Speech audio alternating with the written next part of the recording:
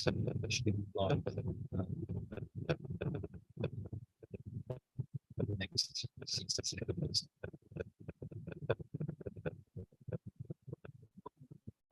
Okay, right, guys, we will get started. So my name is Dr. Mo. I'm the co-founder of the lesson today that how you can get work experience. That's an important part of the application to get into it.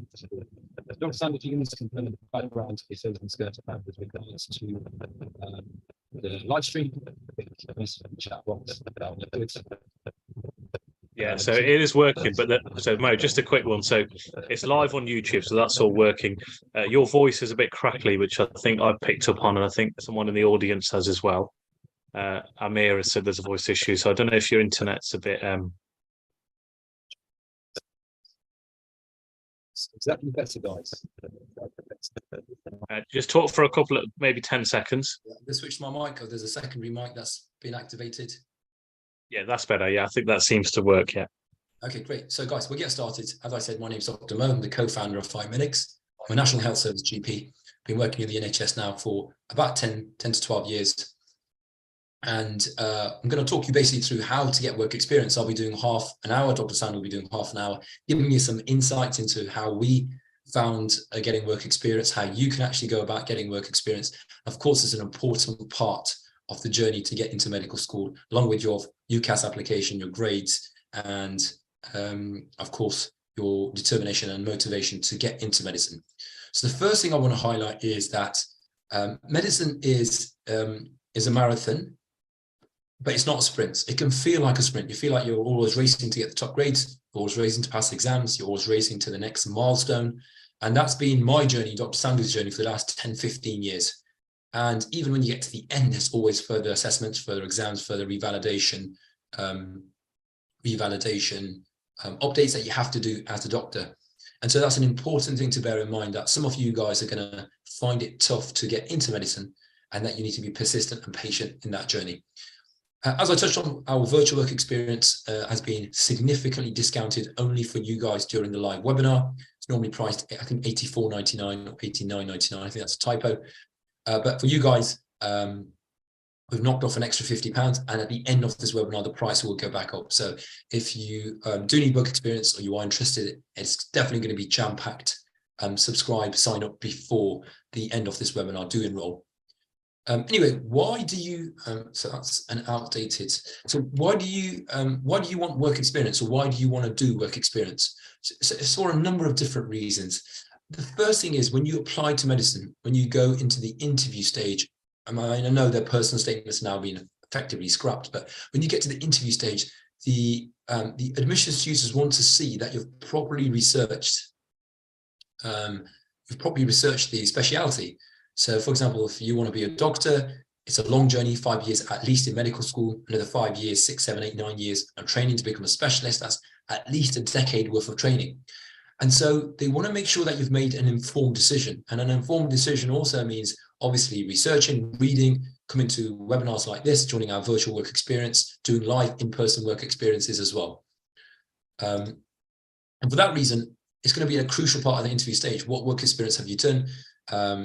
How did you find the work experience? What did you learn? What was your reflections? Number two, it allows you to look into the speciality of medicine. So becoming a doctor. For some of you, medicine's not going to be the right decision. And you're only going to know that once you've done work experience, or you've got a flavor of what it's like to be a doctor, or you've come into contact with doctors like ourselves, or you've done a virtual work experience where you hear firsthand from doctors, medical students, patients. We show you cadavers. And the reason that's important is because you don't want to be getting into medical school, spending 5 years in medicine, and then realizing actually it's not for you. You want to quit because maybe, I don't know, dentistry, or becoming a lawyer, or an accountant, or a surveyor, a chartered surveyor, may be the correct option for you. And that's not to say that's the wrong decision. All it means is that it's the right decision for you. And so you want to be able to learn and understand what it is, so what is needed, what do you need, what's involved in becoming a doctor. A good example is, I've got a friend of mine, he was interested in becoming a doctor, but he couldn't stand blood. Like, if he saw blood, he would literally pass out. And therefore, for him, medicine wasn't really the right option. And he went on to study, I think it was computer sciences, and he did really well. The other reason why work experience is important is because you do want to stand out from your peers. Medicine is incredibly competitive. There are going to be, for example, for every space in medicine, there's going to be at least 9 applicants. When it gets to the interview stage, there's 3 interview applicants for every placement. And therefore, it is incredibly competitive, and you're competing against all of your peers across the country. For that reason, the more work experience you can do or demonstrate or you've been involved with, especially if it's like our virtual work experience, which is tomorrow, or in-person work experience, the more you're going to stand out from your colleagues who may not have done it, may have done a very brief stint in one place only.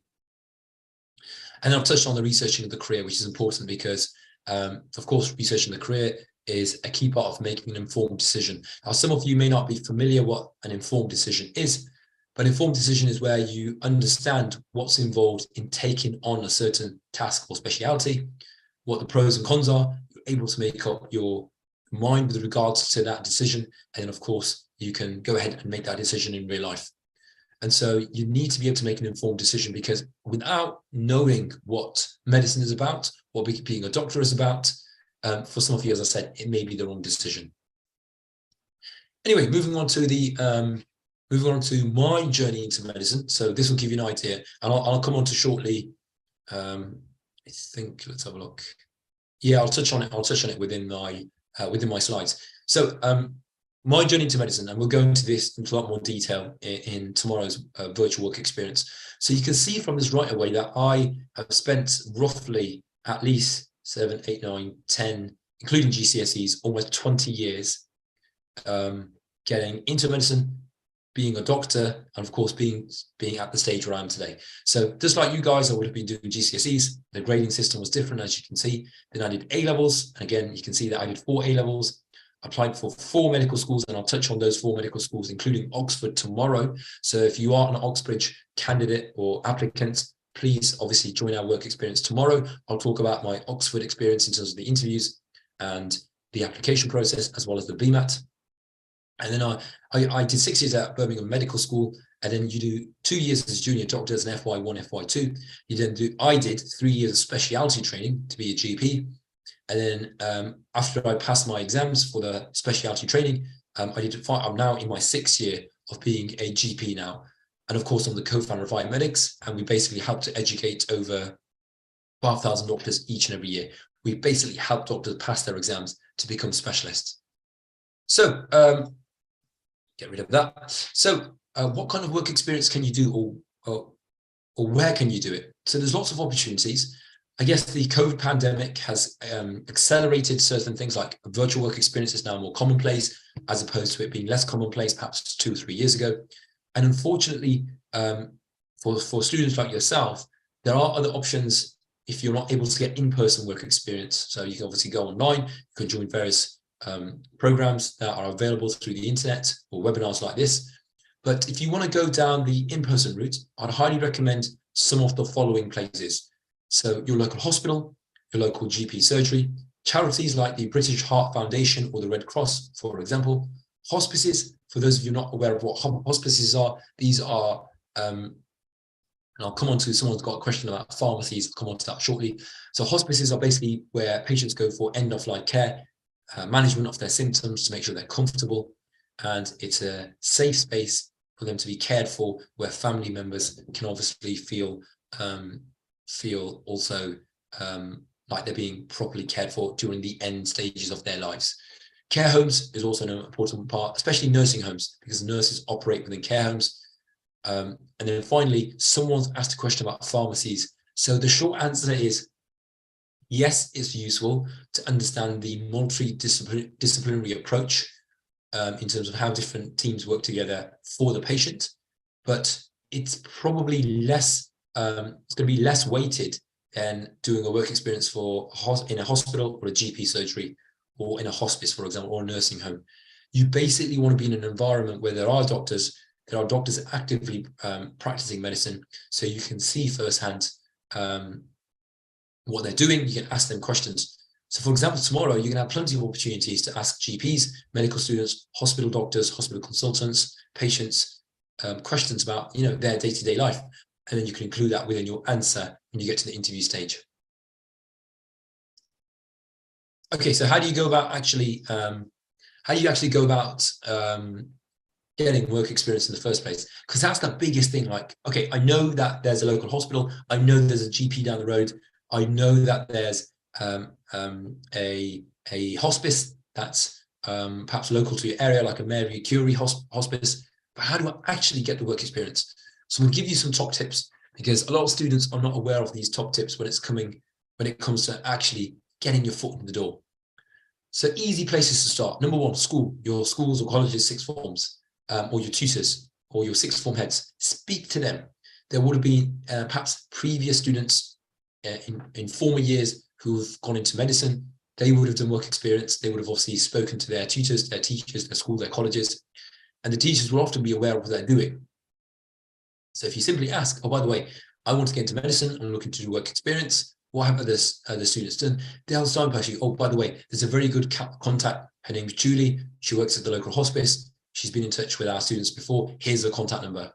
And then that way is super, super easy, because then you don't have to do all the hard work of finding the correct person. You literally call up that person or email them, arrange the time and date for when you're going to do the work experience, and off you go. Number two is personal contacts. So you may have family members who are doctors or in the medical profession, or perhaps you know someone who is a doctor, and you can basically ask them about getting work experience. It is difficult in GP surgeries, but in hospitals, it can be a little bit more easier. And therefore, if you know someone who is in the medical field, definitely worth asking. It can be a family friend, next door neighbor, or someone that you know locally in the area, or contact of a contact. And sometimes this is where places like LinkedIn are incredibly effective. If you're not on LinkedIn, I'd recommend it. It certainly helps, like an online CV.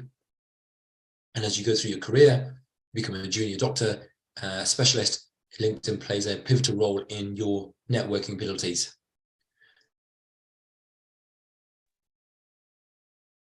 Also, what you can do is you can be proactive. What do I mean by that? So being proactive is about getting or reaching out to places where you want to do work experience. For example, let's say there's a hospital.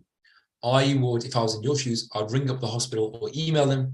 I'd say I'm a year 12 student, year 13 student.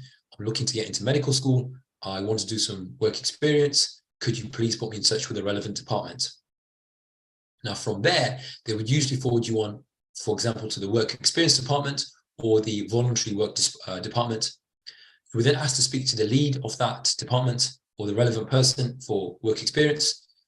From there, they will then talk you through the next steps in the process. So do you need to come in? Do you send across your CV? Do you need to get a reference check? Whatever it is. And then from there, it's all about logistics. So when you come in, what time do you come in and what do you do? And then slowly from there, once you're actually in the hospital or in that environment, then you can start networking and asking about further opportunities.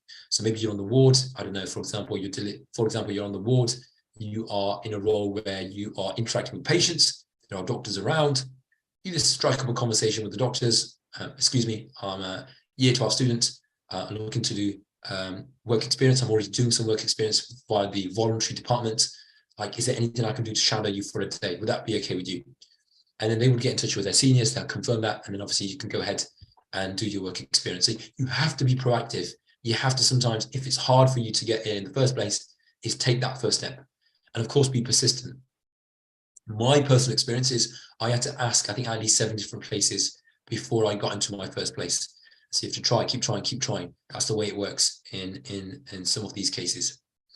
Right, guys. So I'm just going to remind you, re-highlight the fact that this is a marathon. It's not a sprint. So take your time. Don't worry if you get knocked back. Sometimes you are going to get no's or sorry, we don't have any opportunities. This means you have to get a little bit creative, be a bit more persistent, keep on working at the ability to try and get your foot in the door. What we're going to do now, guys, for a moment, is we're basically going to take some questions, and then Dr. Sandhu is going to do his half of the how to get into medical school, how to get work experience. So Eleanor, unfortunately, we don't cover dentistry today. Mainly the focus is medicine. But if you get in touch with our team, we do have some dentists we may be able to get you networked with, and you can drop us an email. They sent you our email address in the chat. Can work experience be valid in a nursery? Unfortunately not. You need to get work experience environment. So that will be GP surgery, which can be difficult, by the way. more likely is you're going to get work experience in a hospital type setting or a nursing home, for example, or if you've got a doctor that you know that you're able to shadow. And it doesn't, so Kushi asked the question, does it matter which department? No, it does not matter which department. You can work in any department. What amount of work experience is sufficient? So I guess realistically, at least one work experience is sufficient. The fact that you've even done one is usually sufficient enough for the med school admissions tutor to go, okay, this student has done work experience. They know what the medical field is like. Therefore, we're going to give them a nod with regards to that particular requirement. Denisa says, is it better to do work experience in real life than to do more virtual work experience? So ideally, you should try and get a blend, because you get different kind of experiences with each one. In person, you get to obviously see what doctors are doing in real life. So you get to see the patients, how they're interacting. In a virtual work experience, you get access to specialities or environments which you wouldn't normally get access to. For example, tomorrow we've got a consultant coming on board. You can have like literally half an hour to asking questions, speaking to a medical student, speaking to a patient, seeing cadaver prosection. Like, you're not going to get those opportunities in a face-to-face, because you're going to be there on a ward maybe for 3, 4, 5, 6 hours. You're going to see patients clerking, history taking, management, phlebotomy, chest x-rays being requested, and you're going to miss all the stuff that would be also quite important. So you want to blend. You do want to blend off the two. Would work experience in a preschool be beneficial? Unfortunately not. You do not want work experience in a preschool or a nursery. And how would you reflect on your experience? So basically what you want to do is, at the end of the work experience, you would have a diary. You would write what you saw, how it affected you, how it made you change, what it made you realize, the pros and cons of perhaps what you saw, and how it's made you a better person perhaps. Which is harder, the UCAT or BMAT? We'll be covering that tomorrow, Kushi. And Amir says, is work experience mainly for the personal statement? It's mainly important now, Amir, for the interview process. Really important. Like, if you do not have work experience at the interview process, you are going to have a hard time in some of the stations. So you definitely have to have work experience for the interview stage. How can you effectively reflect on the work experience? I've covered that. How can you talk about your work experience in an interview? So we have an interview webinar that's coming up in about 2 months. No, we had it a few months ago, but effectively, you want to have a format where you talk about what you saw, how it changed you as a person, how it made you reflect on your choice to become a doctor, and how it affected or improved your experience in terms of your motivation to applying for medicine. So, but mainly about your reflection, what you learned, how it changed you as a person. Is work experience in a care home valued as highly as work experience in a doctor's surgery hospital? By far, the gold standard is work experience in a hospital or a GP surgery. Okay, guys, what we're going to do is we'll cover the UCAT score tomorrow, Amir. I'm going to hand over to Dr. Sandu. Just before I do that, 2 things I want to highlight. Number 1 is we've got a virtual work experience tomorrow. It's heavily discounted. So it's $34.99. At the end of this webinar, it's going to go back up to $84.99. So guys, I'd recommend subscribing to get the discount, because it's mega high value, good value for an entire day's worth of virtual work experience. You'll find it incredibly useful. You will not get caught out at the interview stage. We cover so many different things that even if you just do the virtual work experience, that alone will be enough for the interview stage itself. Like, you will learn a lot. Number 2, we also, for those of you struggling with your GCSEs or A-levels, we have A-level tutoring classes. I just want to make you aware that there's lots of information on this page. We'll include it. You'll get some emails later on as well. But if you want to boost your grade, or you want to maximize your chance of getting like the top grades, we basically do tutoring for biology, chemistry, physics, maths. Loads of reviews, lots of information. You can choose your year. Individual classes are $17.99 from the original price of $34.99. But if you go for some of our special offers, like a 4-subject combo, basically you get an extra 40% off. It's only $9.99 per class. You can see what the schedules are like for the different classes, what we cover each and every month for biology, physics, chemistry. There's some more reviews here down at the bottom, some questions that you may have, definitely worth going through this page, and some more YouTube reviews. Now, if you're unsure, like, you want to join the classes, but you want to get a free taster, we actually do a free taster. So all you need to do is click on this button here, free taster. Do it now, in fact, guys. Let's do it right now if you're interested in the free taster. Choose what year you're in, what subject you want the taster for. My name's Mo. Enter your email address. So let's say mo@i-medics.co.uk. and then into my WhatsApp, because our team gets in touch on WhatsApp, and literally from there, our team will get in touch. We'll get you into one of our free classes. You can experience what it's like. We've got some of the best teachers. We're from private schools across the UK, and they teach all online. They go through past exam questions, exam technique. They go through the high yield learning points. They cover all the different curriculums. So you're not going to get caught out if you're from AQA, EDXL, and you've got plenty of time to ask questions as well. And the classes run every single week. So for example, if you go down this page, you choose the what time do classes take place, you get a list of all the times for the classes. So year 11's 6 p.m. to 7 p.m. Monday to Thursday, year 12, 6 p.m. to 7 p.m. Monday to Thursday, year 13, 7 p.m. to 8 p.m. Highly recommended, guys, if you're worried about your grades, because to get into medicine, you need the top grades. And if you want the top grades, the truth is you've got to work hard and you've got to have the best teaching.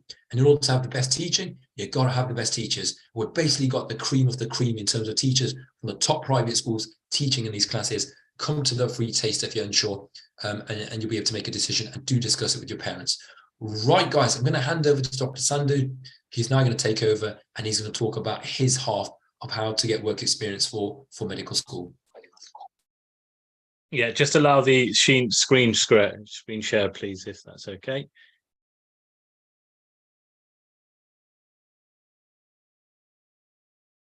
Perfect. So brilliant. So that was Dr. Mo's bit. So I'm just going to talk in a little bit more detail now about some of the other topics. I think some of you guys have, I'll just get my screen on, so videos are on. Let's pop the full screen on. So yeah, so this is the second component really to this session. So my name's Dr. Sandhu. I'm a GP, so I've been a doctor now for 10 years. I'll talk you through my journey. It'd be certainly relevant to some of you, especially those of you who are looking to perhaps maybe do another degree and then go into medicine at a later stage. I'm a part of the NHS England Clinical Entrepreneur Programme, and I'm also the co-founder of iMedics, which is an online medical education platform. We do lots of things, as Dr. Mo's touched on. We have kids get into med school with lots of free webinars. We've got a free UCAT question bank, video courses. We do virtual work experience, which runs a few times a year. The next one's tomorrow. And then we do lots of other things as well. We've got free question banks for medical students, junior doctors, professional exams, GP trainees, psychiatrists, accident and emergency, and so forth. And we do a lot of other things as well. And of course, we also do the tutoring stuff where we've got teachers in who will teach the GCSE and A-level tutoring every week. With that program's now gone live as well. So what we're going to do tonight, so the key things here is, number one, just talk you through my journey, because that hopefully will give some of you guys an idea as to some of the pathways that are available. Slightly different to Dr. Mo, so it's always good to have two different ways to see how we, how to kind of excel in med school. The second thing is how to reflect. Now, a couple of you did ask this question, how do I reflect on my work experience? But I'll talk you through that, and I'll give you a worked example as well. And then there'll be some good top tips as well to try and get the most out of your virtual or personal work experience as well, or virtual work experience, and also give you the opportunity to ask us some questions as well. So in terms of breaking it down, this is my journey, which is very different to Dr. Mo's. So as you can see, at GCSE level, quite an average student, A's, B's and C's, even a D grade. That wasn't medicine or dentistry type material. It was very much not even on my mind.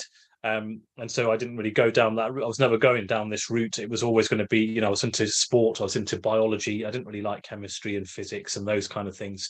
And so I picked A-levels relevant to, my interest in physiotherapy, basically. So a bit of psychology, physical education, biology, and I worked reasonably hard and managed to get some decent enough grades to secure a place at the University of Birmingham, who had an A and 2B grade requirement for physiotherapy, and excellent degree, lots of anatomy, lots of physiology, lots of patient contact, secured a 2-1. And this is where I developed an interest in medicine. So this was the point when I thought, right, okay, maybe this is what it's about. Medicine is the career for me. And so I pivoted into medicine. And, at that stage, again, it was very difficult to get on. You needed to have a lot of experience. So I couldn't get in straight away. So I decided to do another year master's, basically, in physiotherapy. And then I applied for graduate entry medicine at the University of Leicester. So straight through, run through program, with essentially about 7 to 8 years worth of studying. But I was in the zone for studying. So it was a good feeling. And then towards the end, so I completed my junior doctor years in Leicester, did my GP training back home in Coventry, and I've been a GP now for 5 years. Interesting take-home message though. So here I would have been probably classed as very much as an average student, but here by the time I sat my final postgraduate exam, I was one of the highest scorers in the country. So that shows it doesn't matter where you start. At the end, you can pretty much be as good, if not better, than people around you. So that was my journey concluded. That was back in 2017 when I fully completed all of my junior doctor years, did all of my professional exams, and this is my final exit score, which at that time was one of the highest in the country. So it was a good feeling to show that if you work hard, doesn't matter where you come from or what you're starting off at GCSE or A level, you can still go on to excel later on. So the key question that many of you have asked tonight is reflection. You know, if I come to a virtual work experience, if I go to a full day work experience, if I go to the pharmacy, the dentist, and the GP surgery, the hospital, how do I actually make sense of what I've done, and how do I learn from it and talk about it essentially in a personal statement or an interview? Reflection is very important, and this is what the medical school panels will be looking at from any experiences that you describe when you speak to them in an interview, or even if you've mentioned it in your personal statement. So going through a couple of things. So one of the things you can use to help you, there's a experiential learning cycle. There's an author called Kolb. You may or may not have heard of him, but essentially he developed a concept called the reflective cycle. And that's basically got 4 components to it. So the first bit is something called a concrete experience. In other words, you're kind of thrown into an environment, you're having some form of experience. The second stage is the reflective observation. So what actually happened? So, I was playing football yesterday, and it started to rain, and my shoes didn't, my studs didn't feel very good. And then you start to kind of think about what was going on there. So should I have had better studs? Maybe, I don't know. Then you move on to the third step, which is the abstract conceptualization. So you come to some form of conclusion about what was good, what was not so good, and what do you need to do better next time. And then stage 4 is active experimentation. So trying out something different. So studs weren't very good. Next time I'm going to use blades, or I'm going to use different type of stud or a different type of footwear. And then again, it rains, and you see how you kind of, adapt your style during that process. So what I'd like to do, I'm just going to give you a worked example of how you can bring that into medicine. So here's a worked example. So step 1 is concrete experience. So this is me saying, look, I've arranged a 4-day work experience at my local GP surgery. So that's my experience, as well as doing a full day online virtual work experience. In the GP surgery, I watched on as the GP would see a range of different cases in his clinic, ranging from severe migraine to a baby with fevers to an elderly man who was bleeding after falling and hitting his head. In the virtual work experience, I observed the doctor managing a life-threatening acute asthma attack. I heard about life as a hospital consultant, observed patient consultations, and had the chance to take a history from a patient and participate in some problem-based learning. So you can see in step 1, all I'm doing to you guys is just describing. This is what happened in the GP surgery. This is what happened when I did my virtual work experience online. Nothing learning, it's just purely what I saw. Step 2 is reflective observation. So this is where I'm going to start my reflection process. So let's talk through it. So I'm talking now worked example. I quickly realized how this GP needed to know a little bit about everything, with every day being quite unpredictable. And I also learned how doctors adopt an A to E approach when dealing with acutely unwell patients, and how radiology was more than just reviewing x-rays and scans. It was a speciality which allows radiology-based intervention. So one of our virtual work experiences, we had our consultant radiologist talk about intervention that radiologists use, and that's something that I would have reflected on here.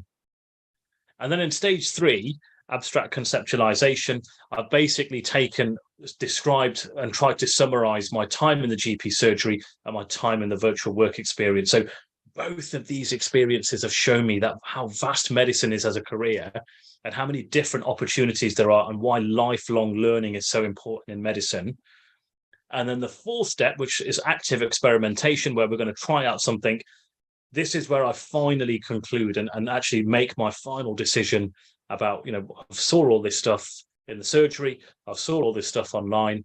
And this is my final decision. For me, these experiences have allowed me to confirm that medicine is definitely the career for me, and I cannot see myself doing anything else.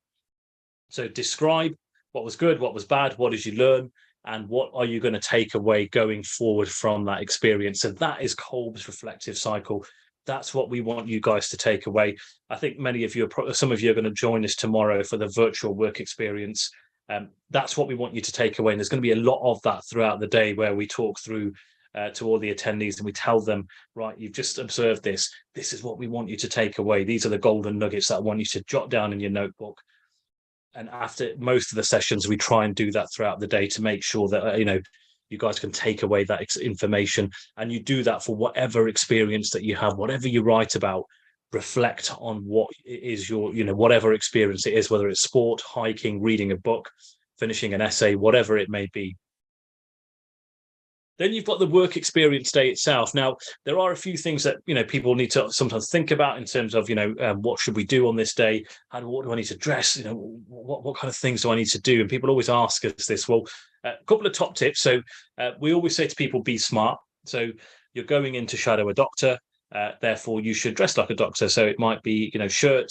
We're not really allowed to wear ties anymore like we used to. That's mainly for infection control. We normally have our sleeves rolled up. Again, that's more for infection control. But, smart shirt, smart trousers, nice polished shoes, always very good.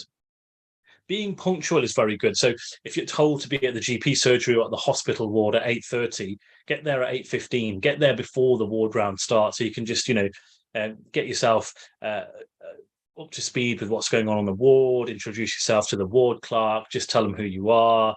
And then you'll find that there'll be some helpful people that will just, guide you into the right direction and support you as you go through. The third thing that you should do, and if you, whether you're doing it virtually or in person, always have some kind of log or, of what you've seen on that day. So whether that's a little notebook, a bit of paper, a notepad on your phone, but just log everything. Okay, this is what I've seen. The doctor's seen a patient with, a rash that looks quite strange, or, I'm on the ward and the cardiology doctors are talking about taking this patient for an angiogram. So, you start to jot these things down. You can then reflect on this a little bit later on. The fourth thing is be proactive. So actually try and look for learning opportunities. So people will often, sometimes what will happen is, and this is why virtual work experience is excellent, and this is why we devised it. So iMedics has ambassadors.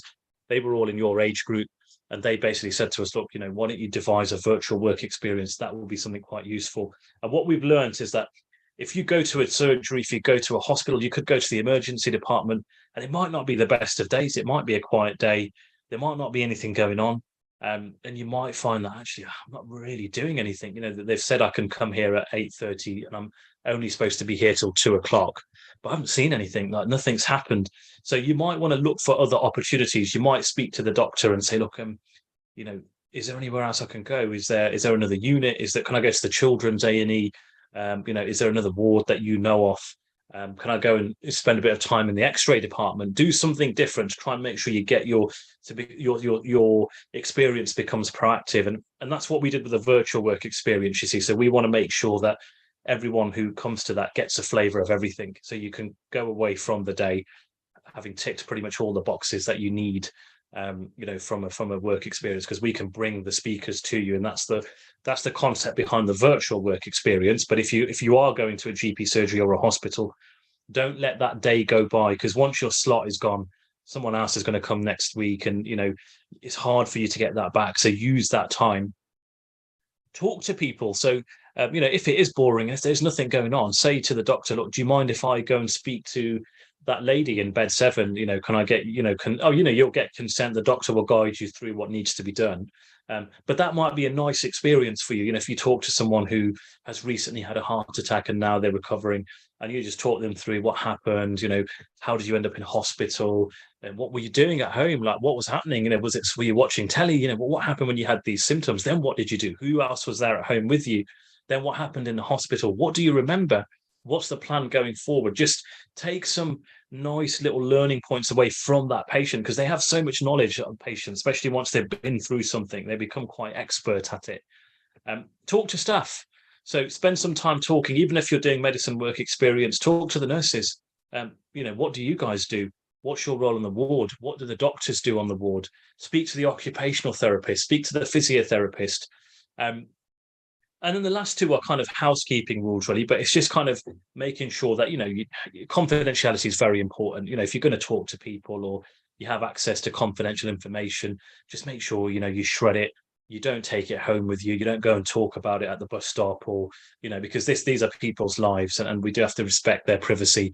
And there's lots of things that we wouldn't want people to know when we have medical problems. So we should always do the same for other people as well. So they're just like general ground rules to take away. I think the social media links are in there. So iMedics are on Instagram, inspire_medics. We've got the YouTube where this is streaming tonight. So Inspire Medics YouTube channel. We're on Twitter as well, inspire_medics, LinkedIn, Inspire Medics Limited, TikTok, which we're just getting sort of used to. Team's going to hopefully take on that, I_medics, and Podbean as well for podcasts relevant to medicine is I-medics. So those links were posted into the chat, but do follow us on there because there's lots of good information on there. And what we'll do is we'll open up the floor. I know some questions have popped up. And let's see if we can troubleshoot. I think looks like Mo's probably been troubleshoot. Let me see. I think those chat questions are dealt with. Let's see what's the Q&A. So we've got something here from Precious. Do you think there's any intractable work experiences, especially for us around 16 years? Is shadowing is all that available for us to do? I mean, Precious, the question is pretty easy to answer. You guys are going in, you're not going to be doctors, you're not dentists, you're not nurses, you're not pharmacists, physios, or anything like that. So you're not going to be doing anything practical. That's just the way that it is. These professions are regulated. There's lots of training, lots of exams. You won't be doing anything, so you will always be shadowing. So hopefully that answers your question. Do you offer, so Joshua's got a question, do you offer UCAT and BMAT tutoring? So Joshua, we've got a free UCAT question bank, which you can access. I think Dr. Mo will pop that link in. It's a free question bank designed, with the UCATs in mind, and that's iMedics free. We don't charge for that at all.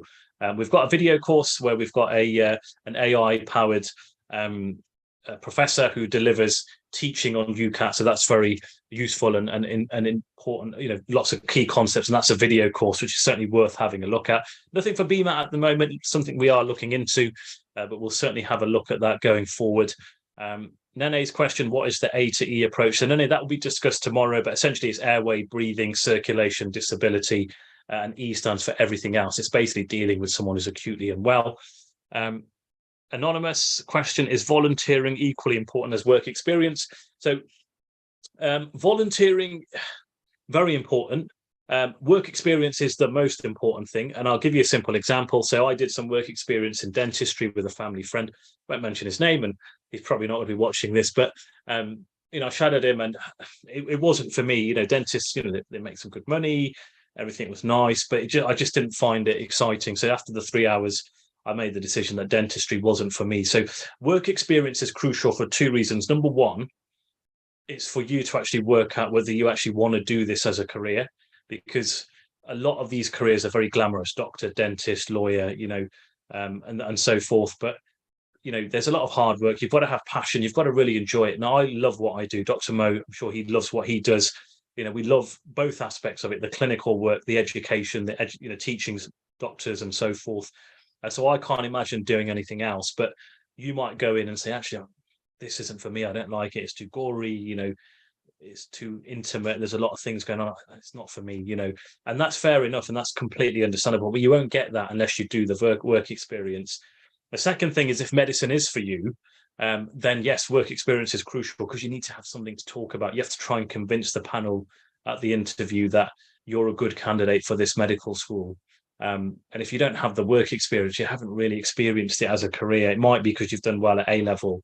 And so we'd strongly recommend that you do that. And that's why we've got the virtual work experience as well, because we know how hard it is for people to get work experience at surgeries and hospitals. Virtual work experience, a lot easier. Sign up, you come in on the day, you're at home, and you're just learning lots of information that you can use. Anonymous question again, do you think joining medicine related competitions would help my application? I've not. There's no such. I mean, I don't think it's going to do anything. It's not going to harm your application because it is something relevant to medicine. I have no idea which ones to recommend because it's the first time I've actually heard of it, to be honest. So, which probably means that it's not, something which is going to stand out dramatically. It's something that will be helpful and it's certainly worth doing. But you've got to make sure you get your work experience.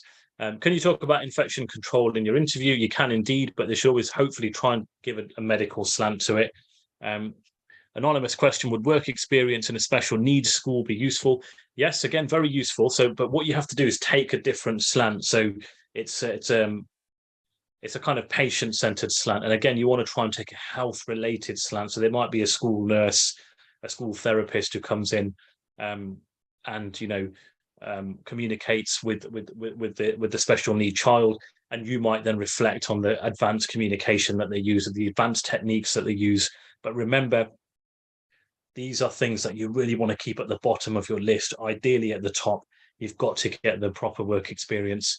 And again, similar questions are popping up. So can I do online volunteering? All those things are very relevant, but they should be your backup options because they're easier to get.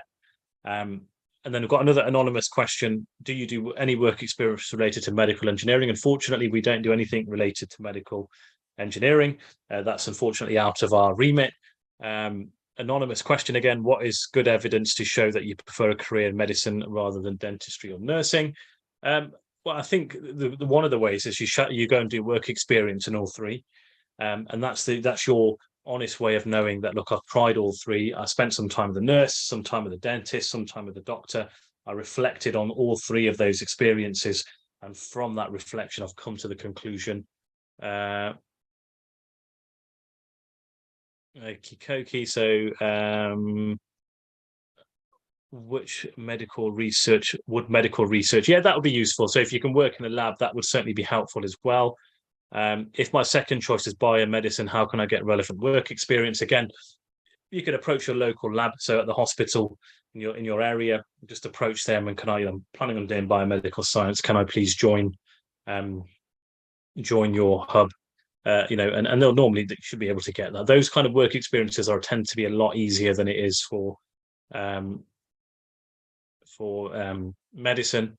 Do you think it's worth traveling? So Precious has got a question. Do you think it's worthwhile to travel long distances for work experience, like Norfolk to London?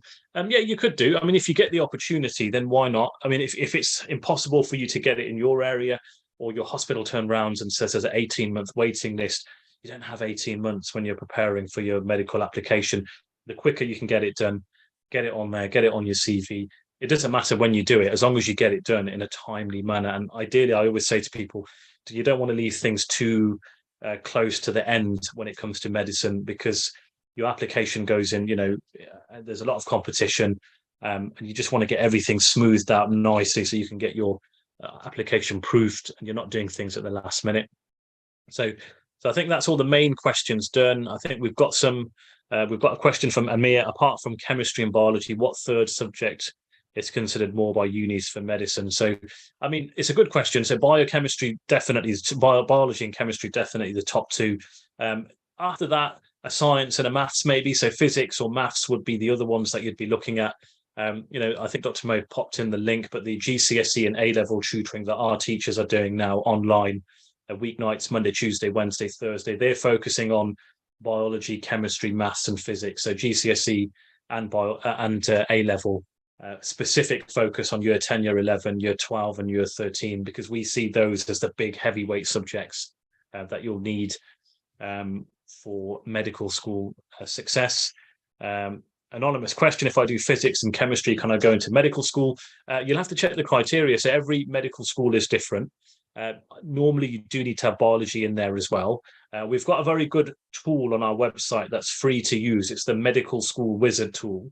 So if you go onto the iMedics website and if you look at the medical school tab, might be able to, in fact, I should be able to, if I stop this share and I share my screen with you, you may be able to see what it is. Let me just load it up for you so you know what it looks like.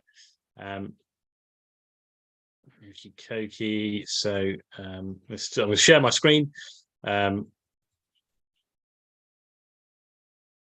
So you should now be able to. So if you go to the medical school tab, we have something. So we've got this thing here, guys. So it's called the Compare Medical School Wizard tool. So if I click that and I say, I don't know, these are all the medical schools in the UK. I want to go Anglia Ruskin. I want Buckingham as option 2. I want Hull York as option 3. And let's say Kiel as option 4. And then I'm going to compare all 4. This will tell me everything. So, from the kind of applications that they get, the amount that get accepted. So if they get 1,185, about 100 will get accepted here. What's the competition rate? What's the success ratio? Is there a graduate route? Is there a foundation or access course? What GCSE subjects, what A-level subjects? So as you can see, look, they want chemistry and biology. So that question that was answered, that would easily be answered here. Look, if you go through, what are the Scottish Highers? What are the A-level grades? What are the International Baccalaureate? Is it UCAT? Is it BMAT? What's the course structure? What's the interview style? What's the average fees? So you get lots of useful information. So do check it out, guys, because we've devised this for you. It's a good resource. It's right there. There's other useful resources as well. So remember, there's the UCAT questions, which are free. It's a free question bank, which you guys can use for your revision. There's a UCAT booster course, which is a small price for that, where you get talks from the AI integrated professor. There's lots of free articles on the website. Again, stages of medical training, preparing for UCAT. They're very easy to read as well. If you see how our team have prepped them, so just nice and easy, light reading. How you prepare, what are the different techniques you can use. Bits of advice that you'll find useful. So do check. There's lots of articles on different things, interviews, the BMAT, the personal statement, the UCAT, consent, various other topics that we've included in there. And then obviously there's the monthly webinars. And then we do other things. Once you get to this stage, we can help you with mock interviews. We do interview coaching. And then obviously these are the kind of classes which Dr. Mo was touching on. So if you are preparing for medicine, year 10, year 11, year 12 and 13, these classes are excellent. We've had taster sessions, and you guys are more than welcome. If you just click that button here, it will take you straight on to the information that you do to enroll.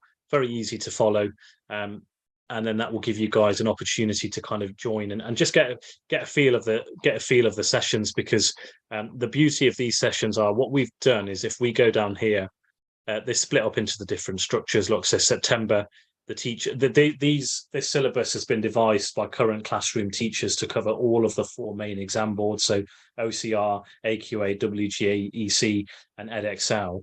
And what they do is they focus on this topic in September, and then they have lots of exam questions, and they give you guys the slides afterwards as well. And then they move on to the next one, next topic. And these teachers were actually they went through quite a stringent interview. So they're classroom teachers. They were put on the spot. They had to teach on a free webinar, and it was the students who actually decided whether they were good enough to bring back or not. Same kind of thing. So you go into year 11, different syllabus. At the moment, there's going to be a big focus now on the hot topics towards the exams that are coming up for year 11. Same in year 12. Look, you've got all the different bits and this is for chemistry. And again, look, we're in the exam season at the moment. So that at the moment, the focus is heavily on preparing for the exams. But you've got maths, year 10, year 11, year 12, year 13, biology and physics as well. So do check that out. I'm sure, and it's worth doing the free taster session. The classes are really cheap, to be fair. I think the tutors, they charge about £40–50 an hour. So these are coming in at £9.99. If you do the special offer, they're very cheap, £12.99 and £11.99 and £9.99. So that, I think, is the main stuff. Can I do psychology as a third subject? You can do. Again, use the Med School Wizard. Is there a minimum number of use the Med School Wizard and that will tell you if your medical school would accept that combination. Anonymous, is there a minimum number of hours of work experience? Not specifically, as long as you can get 1 day in, that would be very helpful. Am I able to give proof of evidence after I attend in-person work experience in hospital? If not, can I still mention it? Now, that's a good question. So I don't think they give you certificates. They may give you a letter or an email saying that you can come in, and you just keep that as your proof of attendance.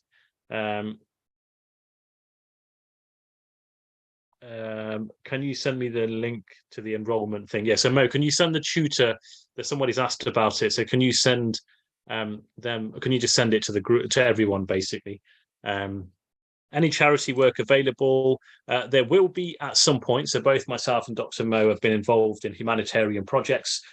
These were put on hold during COVID, but we hopefully will. I mean, we're not sure what the long-term plan is just yet, but there'll be hopefully some opportunities. So I've worked as a GP in Greece for the refugees there with different doctors and healthcare professionals from all over the world.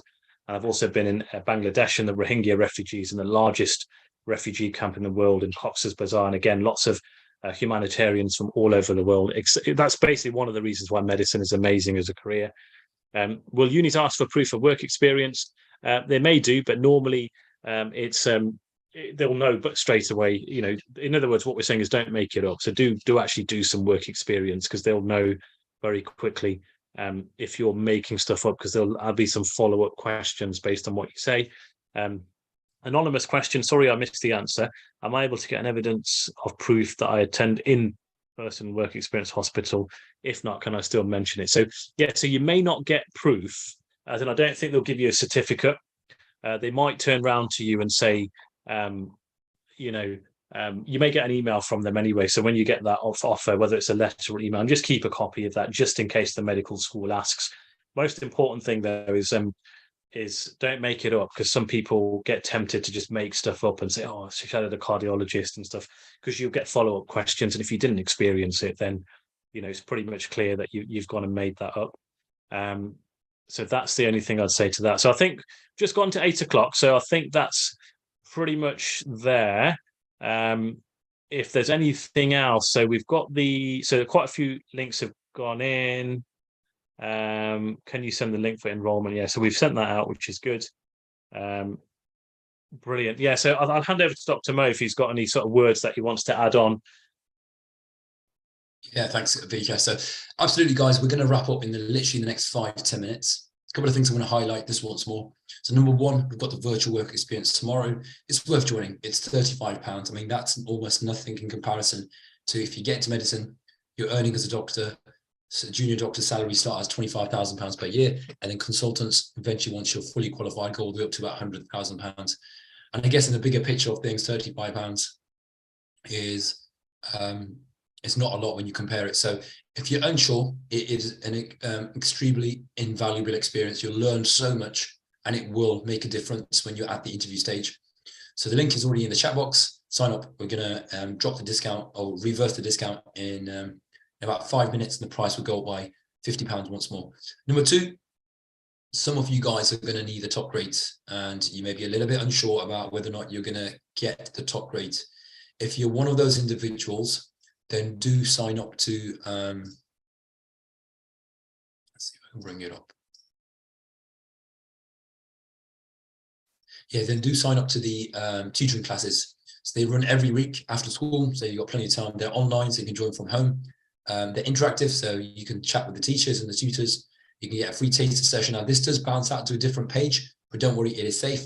We have designed this page, and it's basically a form that is used to capture information, and then our team basically get in touch. If you want more information, you can watch the videos from other students who got into medical school. Maybe you need to show it to your parents. You need to get permission, of course. And if you go down, you can simply click on enroll now. For example, I clicked on year 12 physics, sorry, year 13 physics, and I could choose my first starting date. So I can choose 28th, and I can enroll from there. Or you can go for the special offer as well. Just remember that the classes are block booked, so you can't choose one class for 1 hour. Basically, you get 4 classes, 1 class each week for a whole month, and they're block booked together. This makes it a lot easier for our team to sort out the logistics. And as you can see, we cover all the major exam boards here, so definitely worth checking out. The Zoom link for the work experience, if you've made payment in the last 5 to 10 minutes, will be sent within the next hour. Make sure your email address was correctly entered on the website. And then finally, the work experience on the 18th of June. Sometimes we get slightly different guest speakers, but effectively it's the same schedule, and it is almost the same apart from different guest speakers that we get in sometimes. So you can apply for the June one, for example. We can join up for tomorrow as well. That's not a problem. Okay, guys, we're going to start wrapping up. Thank you for joining us today. Do let your friends and colleagues know about what we do. A lot of our stuff is free on the website anyway. Make sure you check out the tutoring stuff. So if you need to discuss that with a parent, by all means do. And then we've got the virtual work experience tomorrow, which is going to be from starting at 8:30, finishes at 5 o'clock. And there is a massive discount, which is going to reverse literally in the next 5-10 minutes. Thank you, guys. Dr. Sandy's put in a link. I'm just going to click on it. So if you enjoyed today's webinar, you found it useful, please leave us a review on Google, hopefully a nice review. Literally take you 20 seconds. So you don't need to type anything. You can put in a star rating or a nice review. So I don't know, I enjoyed this webinar as an example. And then just hit the post button, and me and Dr. Sandy would really appreciate this. We're taking our time out on a Saturday evening, 2 GPs, and we're doing it for free. So if you want to show perhaps a token of your appreciation, quick Google review, make a big difference to us. Okay, guys, we're going to start wrapping up. Thank you so much for your time, and we'll see some of you, or most of you, by the looks of it, tomorrow on the virtual work experience.